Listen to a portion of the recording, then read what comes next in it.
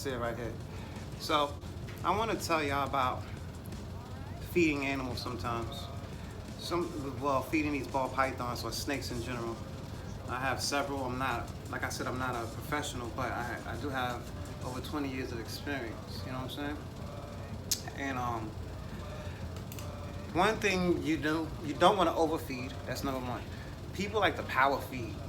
Power feeding is when your snake is swallowing one rodent, and in the process of it swallowing one, you take another rodent that is not alive and you put it right behind the rodent that is swallowing. So it's actually thinking of swallowing one whole rodent. That's called power feeding, and that's not good. It's unhealthy, and you will have a very unhealthy snake. So don't power feed.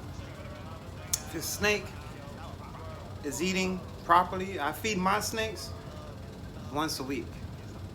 Sometimes my snakes might eat 2 mice or 2 rats, I apologize. 2 rats or 2 mice, whatever it is that they're eating. Sometimes they may just eat 1. When they're breeding, sometimes they eat a lot, like 6, you know? So you can't really, as long as they're hungry, when you're feeding them, you feed them until they stop eating.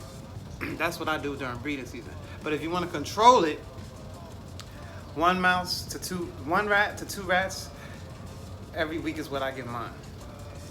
A good sized rat, the size of the body. Because if it's smaller than the body, it's not going to satisfy them. So, and the body, the biggest part, probably here. So the rat got to be about that size. Other than that, you make sure that they have water. And once they have enough water, your snake will be happy. The humidity is right and the right temperatures. They'll be good to go. But never, ever feed 2 snakes in the same tank together. I have done that. Actually, I did it today with my boas. And what happened, one boa, the larger one, finished his meal before the smaller one got a chance to get to swallow it. So the larger one came up on the smaller one and actually constricted on the rat and the snake. So the snake was gasping for air, and I had to struggle to get them apart. And I got bit a couple of times, but it was worth it. I saved the smaller snake's life. And I would never do it again, and I don't recommend any of y'all to do it as well. Feed your snakes separate, and then if you can, if you're not breeding, take them out of the tank or the aquarium or vivarium or whatever you have it in, and put it in a separate tub or something and feed it. Because every time you reach your hand in that tank, it's going to think it's feeding time and it's going to try to bite your hand. And you don't want that. So, these are just a little bit of tips. A little bit of tips. And don't worry if your snake stops eating. Because these ball pythons sometimes, I had one that went 6 months without eating at all. I mean, I did offer it to make sure it was good, and it wasn't losing weight. But, sometimes they go on a fast.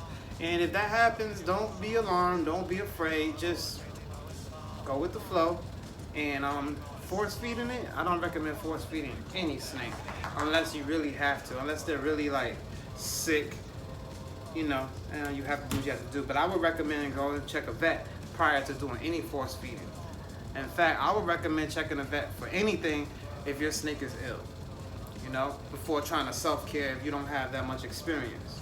But anyways, that's all I have for y'all today, man. I really appreciate y'all watching my videos, and this is Hero. It's my city special. It's one of my prized possessions. It's like gold, All right, well, y'all have a good day. Stay strong and keep yourself motivated. Peace. Don't let them break you. Don't let them break you. Don't let them stop you from your dreams. Just keep going, man. You know what I mean?